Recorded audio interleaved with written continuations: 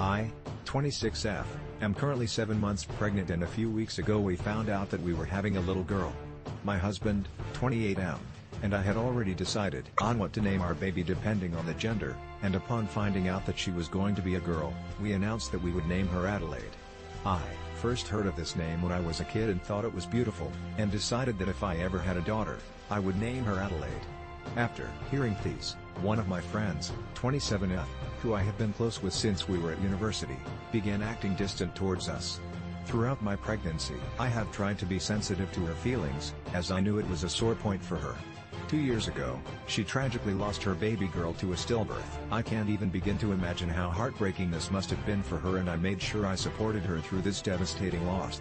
Despite her trauma, she has never been anything less than kind and empathetic towards me, up until that day. A couple of weeks later, she confronted us, suggesting we change the name of our baby, to which we rebuffed. She kept on trying to convince us, suggesting different names, or saying that Adelaide was too old-fashioned or that it wouldn't suit our child.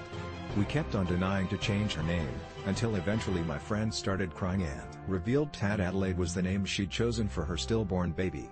When she was pregnant, she refused to tell anyone her baby's name, as she wanted it to be a surprise for when she was born. After the stillbirth, she decided she would keep the name to herself because it was personal to her, which we understood. Until recently, no one knew what her baby was going to be called. She claims that, by keeping our name, we are disrespecting the memory of her baby. She said that if I chose the same name, then my daughter would be a living reminder of what could have been. I completely understand her grief, but I believe I should have the right to name my own child without being burdened by someone else's trauma. AITA,